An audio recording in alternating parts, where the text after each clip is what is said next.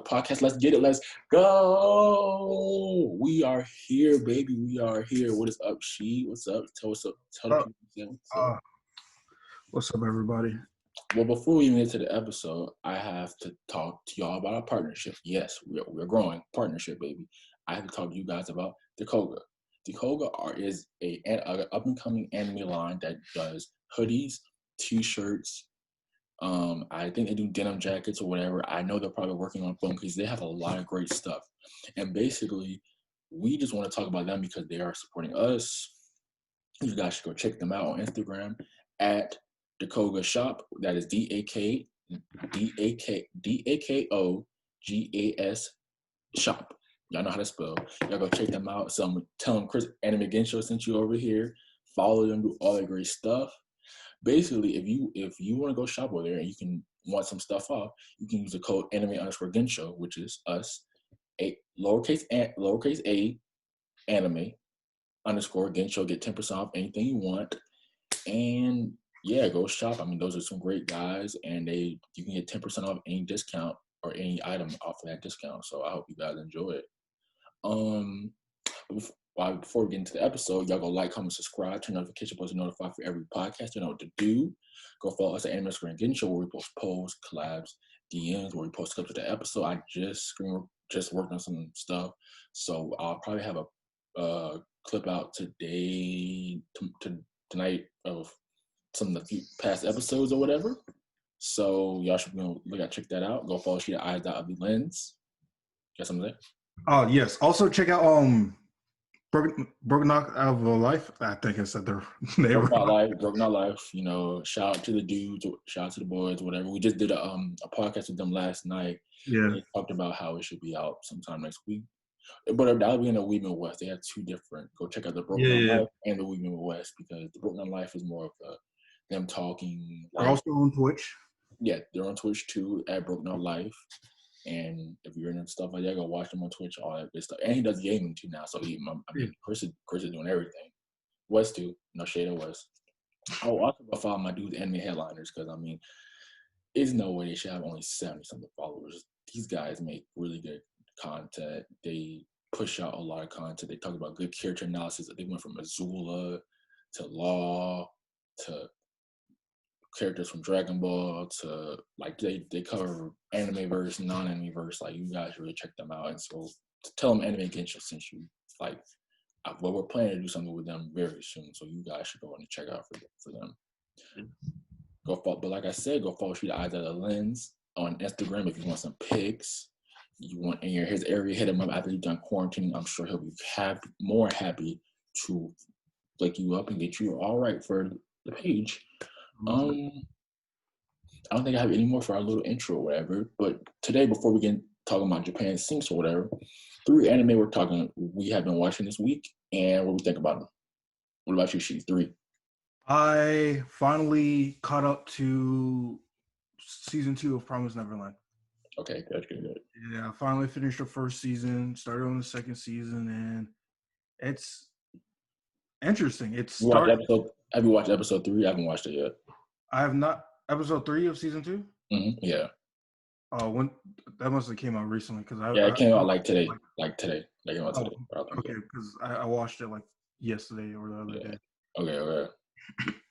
So practically, I was actually surprised, because I know I haven't watched it in a while, but I was actually kind of surprised on how it's progressing, to the point at the moment they were saved by demons, and I wasn't really expecting demons to save them. And at the same time, my thought process of how the whole world was up, their worldview was, I thought demons had taken over the whole earth. But now I just realized it's not like that. There's different worlds or sides of the earth. Humans and then demons. Yeah. But now they just have to figure out how to get there. I also I feel like Emma, I get they want to save the other people from the other kids from the farm. The farm, yeah. But at the same time, I feel like that's going to be the most difficult thing, other than finding out how to cross sides to the other way. You gotta kind of. I think Emma was too idealistic 2. I think she's 2. I mean, but she is like 11, 12. So I mean, a lot of people are very, Yeah. happy and whatever, and think everybody can be saved at that time, which is sad that they can't. I mean, yeah, pretty good. Yeah. What else are you watching? Other 2 shows you watching? Well, that time I get reincarnated as a slime. I'm watching the second season. So far, I'm kind of hoping like so far we're seeing just a progression of like the country he's making, which I'm really enjoying. But I really can't wait to just see how like it progresses even more because like in the first season there was there's a lot going on. There was times of peace, but it didn't last that long. And I'm trying to see. I'm pretty sure peace won't last that long either. But I want to see if there's like anything that will kind of like threaten the country, this progression. I know they just made like an alliance with one of the demon lords countries, well, the Beast Master, I think it was. Yeah, so like I really can't wait for the next episodes and more episodes.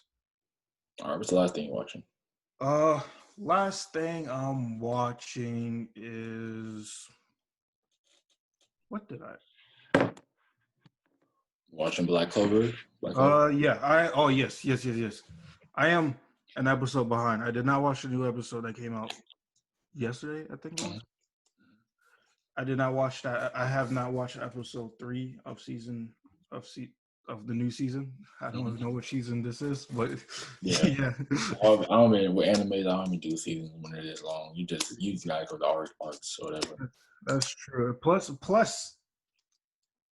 I don't know how to feel about the dude. I like the dude also look, but at the same time, I already knew he was buff, but he's just so even more muscular. Yeah, he looks like a thumb. Looks like a thumb. Yeah. He reminds me of that. Remember Spy Kids? That thumb. Oh yeah. That's awesome. I don't know. Also looks fine. He looks better and fine the way he is. I'm glad to see this growth and character development. But I kind of hate the fact that most of the other characters they didn't change as much as Asa. Probably because Asa he pretty much has to do physical. Yeah, physical work. He doesn't have magic, but I was also surprised by the fact that he can also fly now with his sword, which is interesting. He can? Yeah, he literally rides his sword and like flies around. Yes. Okay then. I was a little confused with how that worked, but it works. Good through this. Me, 2 of mine are not even new because I want that spice it up a little bit. I mean, everybody knows the Promise Neverland, the Doctor Stones, whatever. This first one is new. I've been talking about it. I sent it to you. Sienna High School Boys Volleyball Team. Yeah. That is a good anime, bro. Like, it's not on Crunchyroll, sadly. I don't know why. Who has it? It's not on Hulu. It's not on Netflix. So I watch it on YouTube. Shout out to the dude that probably illegally uploads it.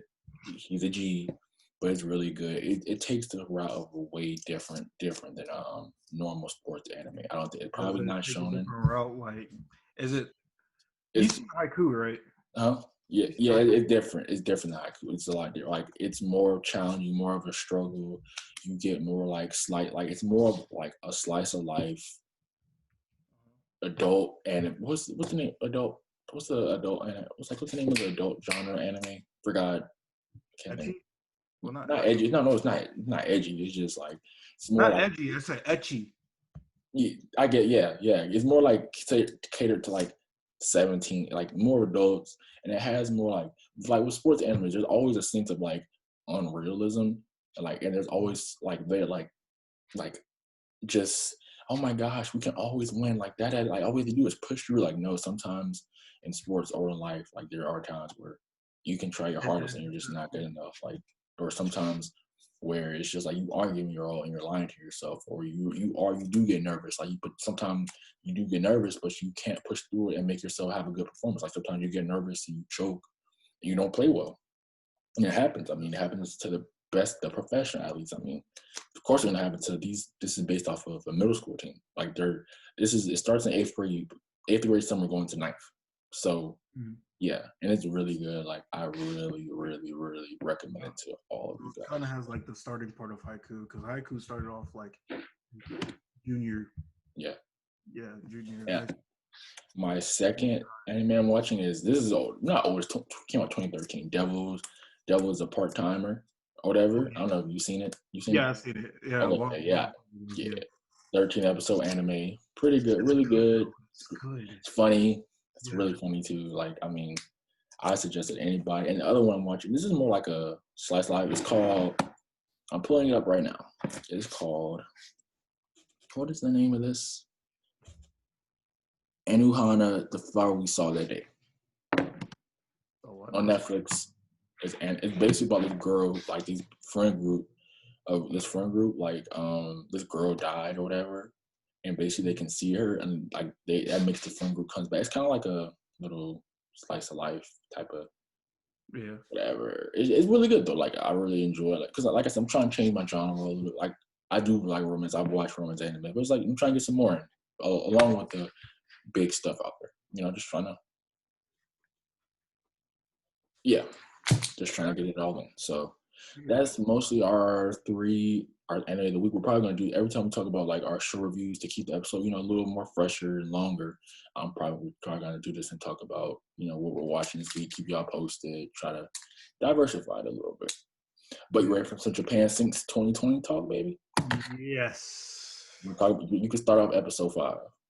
All right, so episode 5, we start off because last episode they all go to sleep. They go to sleep into. I forgot what this name of the city. Sean City, yeah, Sean City. Yeah. They just woke up from their difficult night or whatever from finally reaching it. Mm-hmm. I think everyone's like gathering once they wake up and they get out their little tents or Mongolian. It's pretty cool to see that their tents have like solar panels around. That's pretty cool. Yeah, they get their own little radio dish and solar panel. Yeah, I thought that was nice. So as they're leaving, waking up, trying to see what's going on, the other people who stayed there longer are like lining up, doing like some kind of yoga or something in front of in front of the big it's like a shrine. It's shrine type of thing. Something, but this is like right before they enter like the building and go up. Yeah. Everybody's gathering, doing this like type of exercise thing. Yeah. And I think everyone, the group, the main group are asking like what's going on. Daniel comes over, pretty much tells them that. Well, Mari, the mother, asked if this is like a religious thing. I thought it was kind of like a religious. I thought it was a religious thing too. I did. It makes more sense, but it was not. No, it's a community. So a group of people formed a community around this medium who they call Mother. And Mother can basically speak to she's a person that's in the middle between the world of living and dead type of thing. Yeah, that's what a medium is. Well, I'm pretty sure not many people know what a medium is. I kind of delve in that stuff here and there, especially when I was younger. But yeah, the weird nerdo. Yeah. But back to pretty much. So pretty much once Daniel pretty much tells them and explains them about the mother and what they do, they pretty much she can only talk to the dead. She only talked to 3 people at a day. Yeah, she has the role of only talking to 3 people a day. Mm-hmm. And they never explain how you get chosen to be able. It's a random choice. Yeah, I'm guessing it's random. But once you come up to talk to her, they go up inside the face statue, which is like in like the main building of the whole like city. Yeah. So at the top floor, there's a kid and her. They're surrounded by this, I don't know, this little curtain that comes from like the ceiling, like from. Yeah, I know what you're talking about. A light source from the ceiling. Yeah. So apparently she communicates to the dead using the child as a intermediate or something like that. I forgot what it was called, honestly. But pretty much she doesn't necessarily need him, but he helps like for them to commune with the dead easier in a way. I hope they explain that a little more too. 'Cause that's interesting.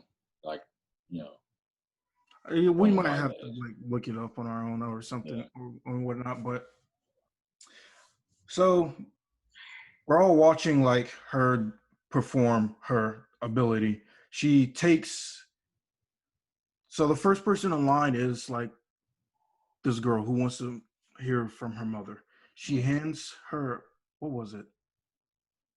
Something that her mother last gave her. Yeah.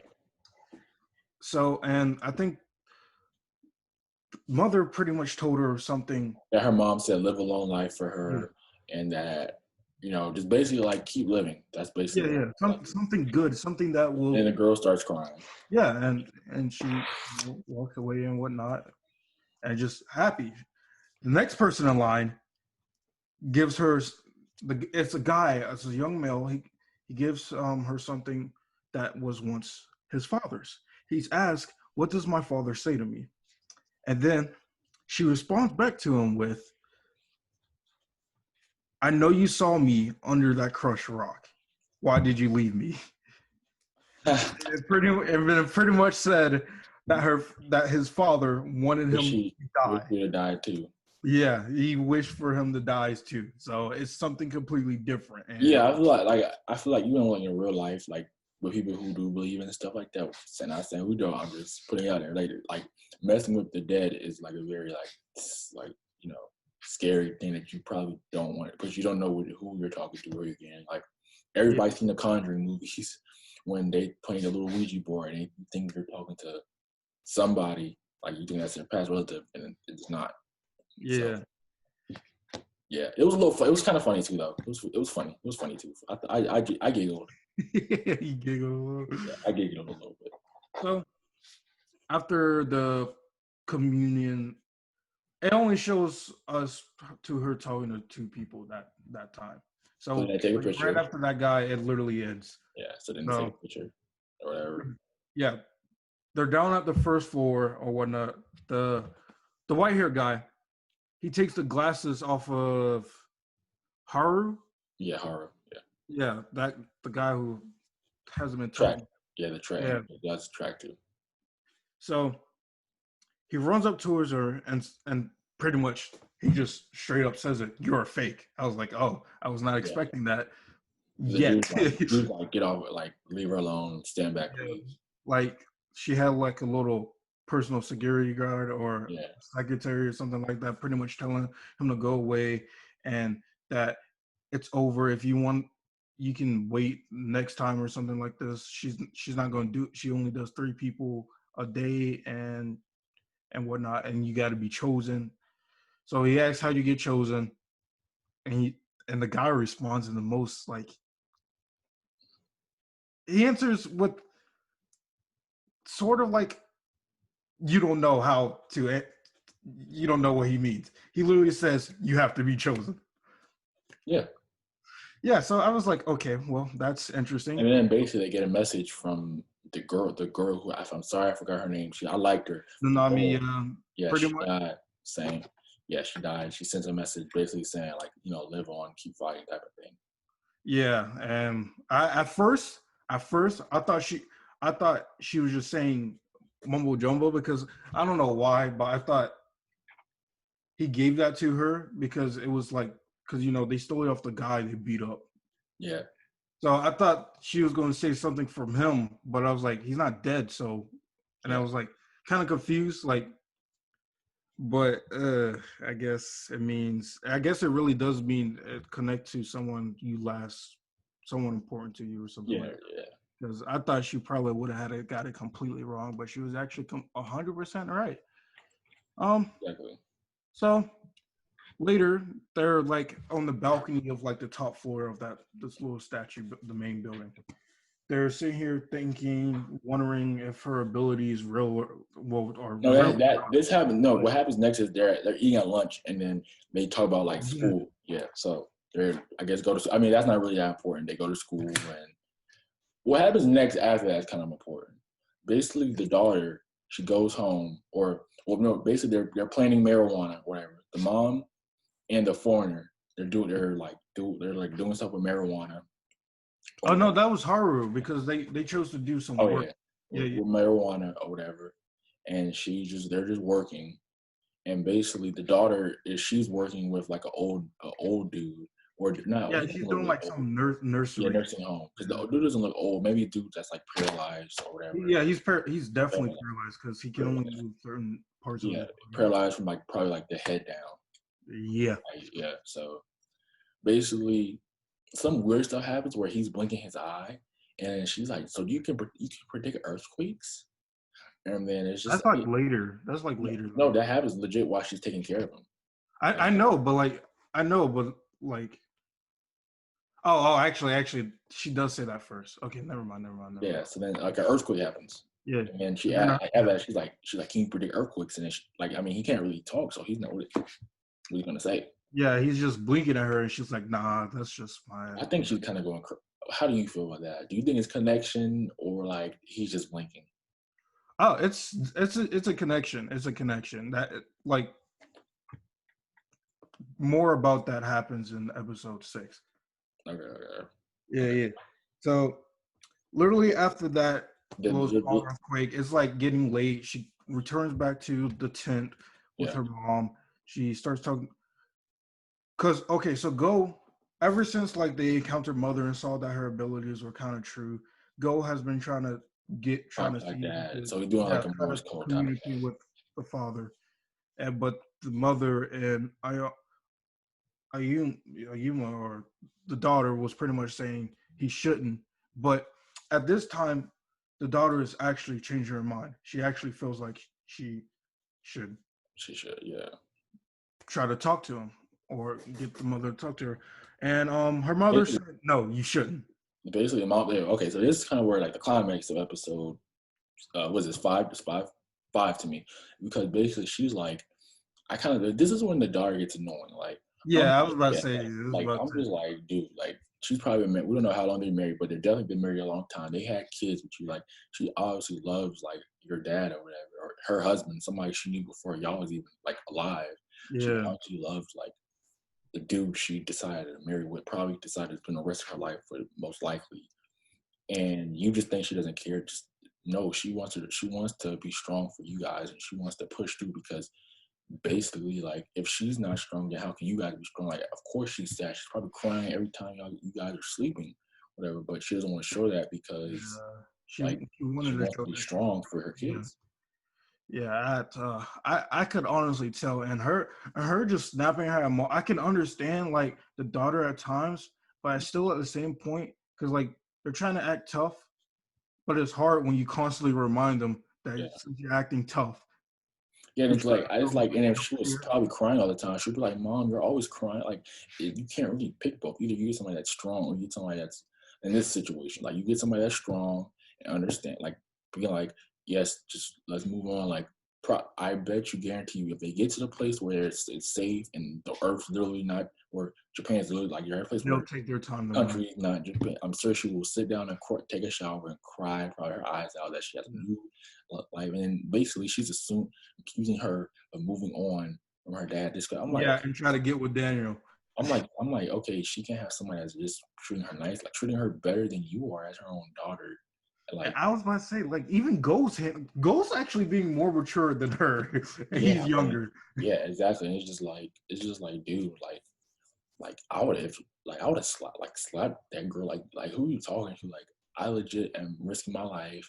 We're out here traveling. I'm out here trying to like still be the mom for you and put on a front face, and you're just out here like basically like saying that I'm trying to move on. I'm just trying to be fast and do whatever. And it's just like who are you? Like you're the child. Like dude, calm down. Yeah. Like I understand you got like I cannot imagine losing that parent or whatever that did support them and he seemed like it was a great dad. But it's like everybody lost somebody. Like dude lost his wife, dude lost his store. Like the whole world is just y'all world is just upside down literally Yeah. and sinking. So then we're gonna go to the party part, or does the party matter to you or not really? To me, the party part was like we learned more about Haru. we learn a little bit more about his like personality and like what kind of made him famous, even though he was a shut-in or when he stopped doing track. Apparently, he was kind of like he did music. He did Yeah, music when he was kind of and famous. then the dude was high too. Oh yeah, Yeah, the that was white that. hair guy was high. That was probably the funniest thing. I Yeah, don't. that was funny. That was pretty. Yeah, because usually he's cool, calm, collected, and brave, but here he's literally acting like a child. Yeah, Like it was not even funny. Like I think so. When the daughter was there, like dancing or whatever, a guy comes up and starts talking to her, saying, she's "I gonna can get. get He can get talk her to away to like. mine, so you could talk Yeah, to your father." And he's that's like, crazy. "All The you amount gotta of people. do is That's crazy. The amount of people that have tried to flirt with this girl. yeah." And he's like, "All you gotta do is like get with me." She heads butts him in the lower Yeah, chin and knocks him out right then and there. And then the white hair guy comes out screaming, "When Wonder Woman did this and that," I was like, "Yo, what?" yeah, exactly. Yeah. That was And then it cuts to like morning of that night of that day. and The next morning. so she's like, what was that alien stuff about? That was pretty funny. Yeah. And what happens after that? I mean, basically, the grandpa go well. Oh yeah. Okay, this was the most weirdest thing ever. So during that episode, we saw small cuts of the grandpa like pretty much practicing with the bow. I thought it was just like a little hobby. But at the end of the near the end of this episode, he's because he has a wheelchair now because he can't walk. They gave Can't him, move that fast. they gave him one too, so which was pretty cool. Yeah, so he's in a wheelchair. He goes to the main building and like he's humming, but like there's a guy that's right next to like the entrance of the like in the main part of the building, and he's like, "Hey, what are you doing here? Are you okay?" And then he takes out his bow and just shoots him straight in the chest. I was like, "Yo, what I is was like, going I on?" was not spitting. I was like, dude, I Yeah, literally thought we were not gonna hallucinate. I was like, okay, maybe this is like a hallucination inside of his hallucination. yeah, and I thought, but no, he to killed get two. to the top of the building, there's an elevator. So he Yeah, takes the elevator, and the guy who's like just doing rounds up there, he points a gun at him, tells him to stop. This man does a slow spin, yeah, slow not spin. shoot at him. I don't get how like that dude didn't shoot him. Yeah, he shoots all shots hit the back of the wheelchair, like Yeah, just and then all of it. that makes It was a no. mechanical wheelchair, so the back of the seat was a little bit thicker. Just Yeah, to explain that. yeah, but yeah, that grandpa should have been dead. Yeah, and he just turned around and shot him right then and there. But he got up apprehended Yeah, soon. yeah, apprehended. And then there was a little scene. Yeah, it was a little scene for the mother and her little secretary slash personal security guard, them having intercourse and whatnot.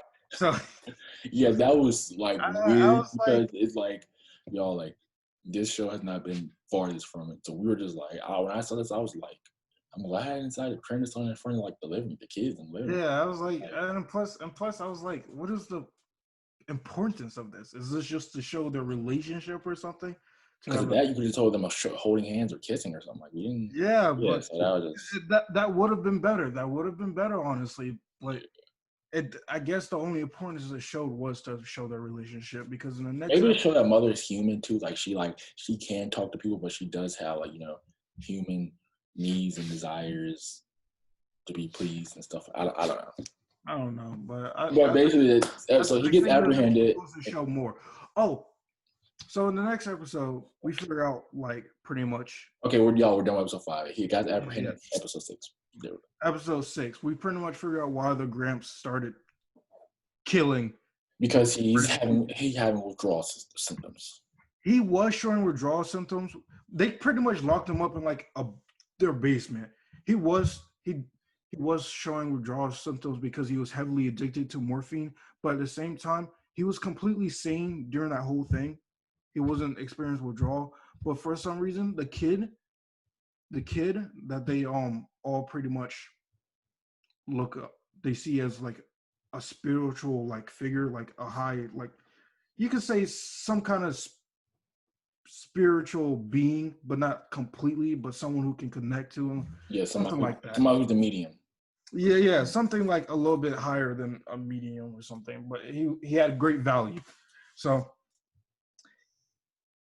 the Gramps' objective was to save that kid, but he kept calling that kid his grandchild. So at first, I thought this was some kind of like conspiracy where his son was taken, and this is where his That's what grandson was yeah, taken. that's what I thought. That's Where he what I was. thought. I thought that too, but that gets cleared up later on. So he's stuck and like locked up in the basement. So I think right after they pretty much use the excuse of Yeah, he's crazy. withdrawal symptoms, and Yeah, he's this crazy.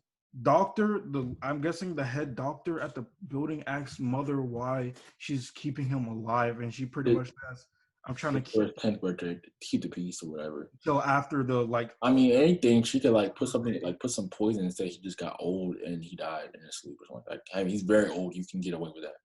Yeah, Like, okay, with bullets, no, because you can see that. But like, if they were like to put something in his food or put like a gas, like a needle, put him to sleep forever, you could just say he's old and died. His heart or whatever. something like that. But I mean, she probably could have done that, but she said she was trying to keep like it peaceful until after like the His 10th festival birthday. for the child's birthday, 10th Mm-hmm. birthday was already handled. So I think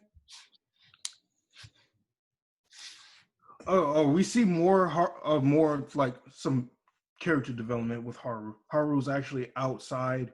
He starts to run again, which is interesting because for some reason he stopped running, but now he's trying to pick it back up and whatnot. And right after that, we lead into breakfast. Go ask Yeah, him. basically, I don't think breakfast matters. But the thing that does matter is the girl's taking care of the old dude again, and we Oh yeah. learn about earthquakes. Take it away.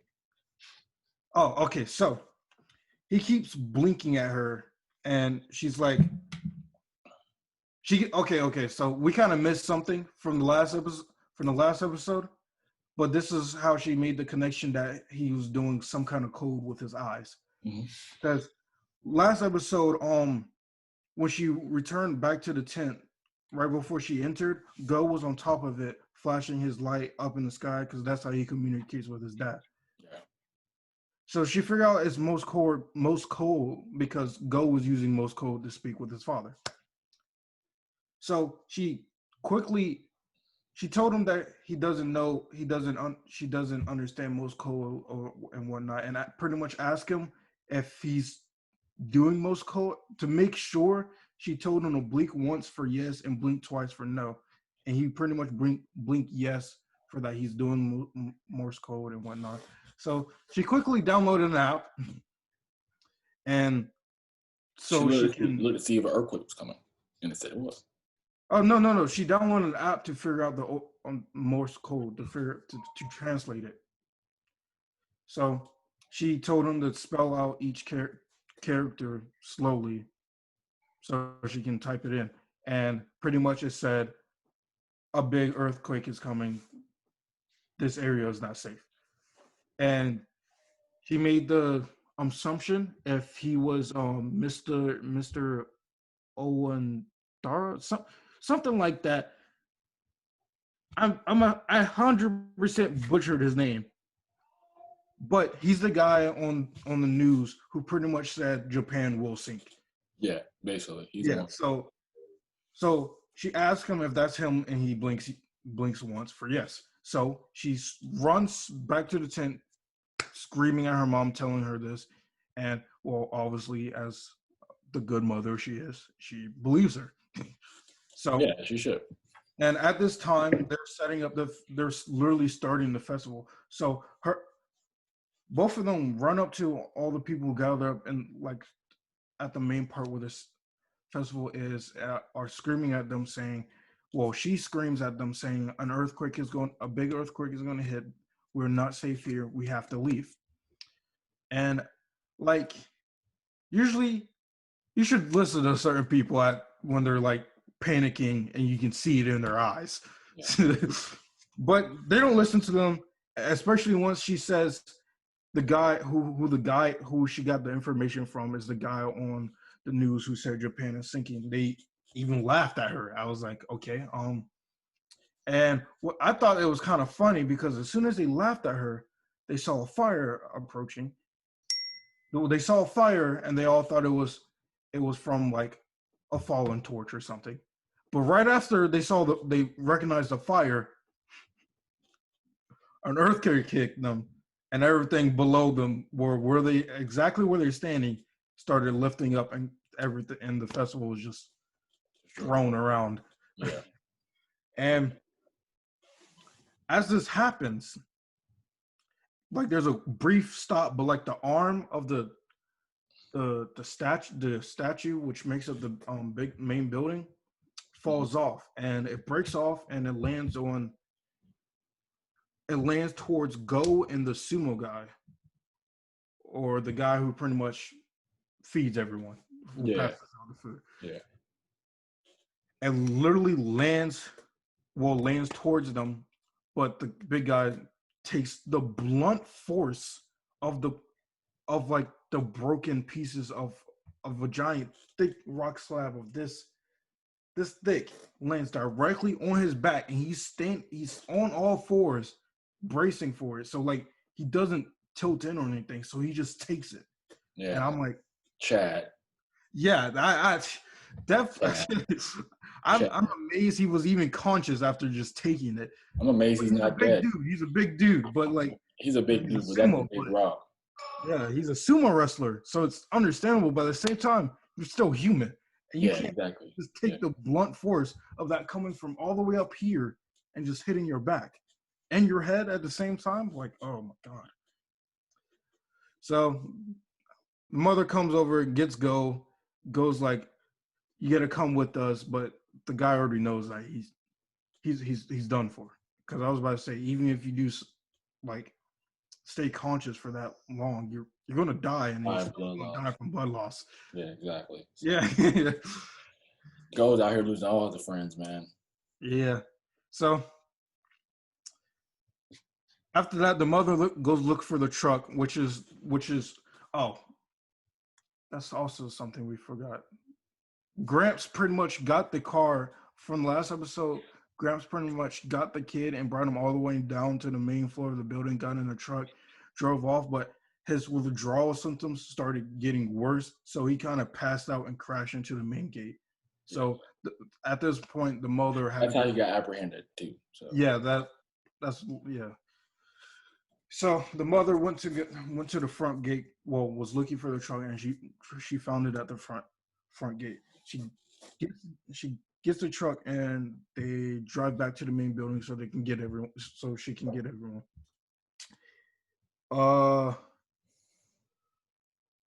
Goes there. Ayuma's there. Go tells pretty much the white-haired guy to go get Gramps or whatnot. Yeah, and basically they're not going for that. They're like, Gramps gonna be stuck in there. They're not going for that. Yeah, technically, but the white-haired guy was already like unlocking him or whatnot before the earthquake hit. Because Go told him go get him beforehand, because when he was looking for because Go helps the sumo guy in the kitchen, so he went to go get some utensils. He heard him, and Go told the white-haired guy to go get him once he talked to him about it. So Whitehair was already down there trying to get him out of his cage and whatnot. When he finally the security guy came down. Well,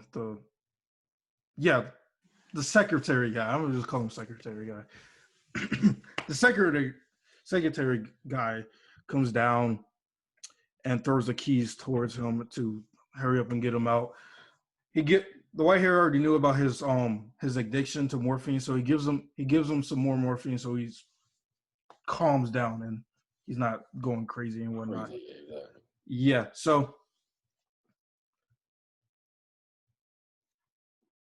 Whitehair has a bow with him, like a weapon with him just in case and whatnot. So like they hurry back upstairs with he carries Gramps on his back to hurry up upstairs to get the kid. And this was probably the saddest thing ever. But before I get into that, I just want to know the other workers that worked with Mother. The first thing they did when the first big part of the earthquake hit was go to the vault and get a bunch of gold bars and put it in the bag. So there was like a little small shootout because a bunch of them was trying to get it. And Mother, who came down there, she ran up towards them with a sword. But what's crazy, she came out less hurt than all the rest because she only had a bullet wound like in her right shoulder. So I pretty much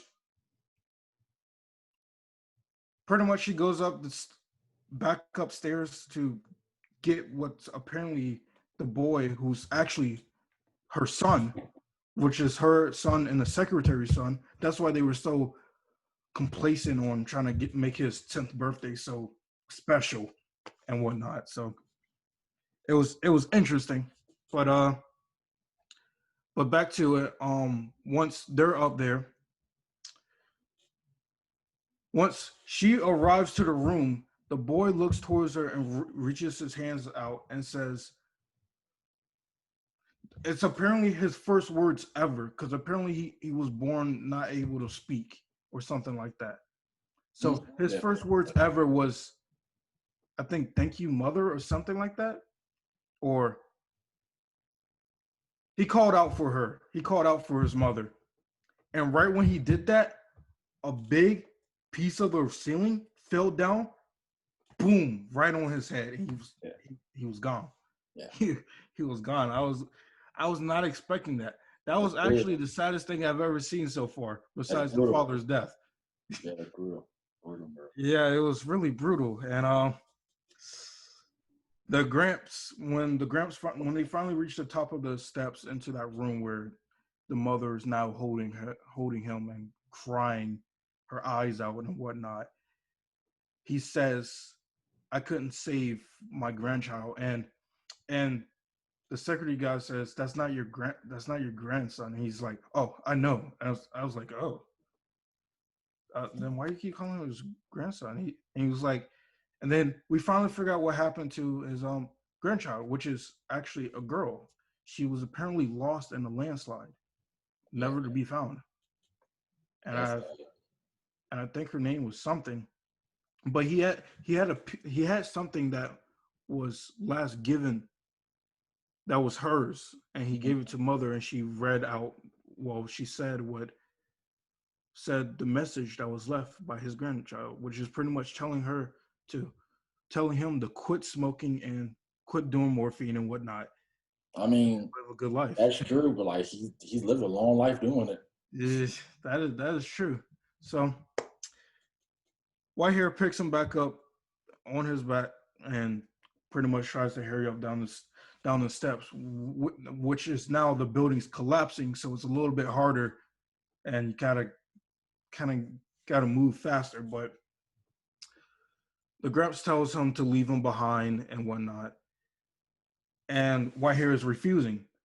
Gramps bites him to forcefully make him drop him, and he tells him, "Just go ahead and go." So Whitehair responds back with, "Okay, what am I going to tell Go?" And then he says, "I will tell Go too." And Whitehair throws him a pack of morphine, saying, "This is my last message to you, or my gift to you." And he pretty much runs down the steps and leaves the building. And hops in the car, and which now he hops in the car at the same time they're loading in the scientist guy at the in the back of the trunk. So like they're taking off because they can't wait anymore. And Gramps is like sitting in a window that they were leaving, because as they were driving up to pretty much let Go know he's staying behind. But pretty much as they start driving off, I think people get in front of them telling them to get out so they could, steal the truck. The guy who's telling them get out while they're driving towards them is a guy with a shotgun. Yeah. And honestly, I'm amazed he hit this shot, because he was missing a lot of shots earlier. Well, before these two episodes, he missed a lot of shots, so we didn't really think he was good with a bow. But He shot this man right through the jaw, and he was gone. he was He's gone. pretty much saving them and giving them leeway to leave. They would have. I also forgot to mention they would have left with Daniel, but Daniel decided to stay behind. And I forgot what he said, but Maria, I think it was. Well, the mother pretty much told him make sure he survives and whatnot before they left. So as they're leaving, as they're driving off, the building behind them actually starts collapsing and sinks down in the ground, and a bunch of lava spews out.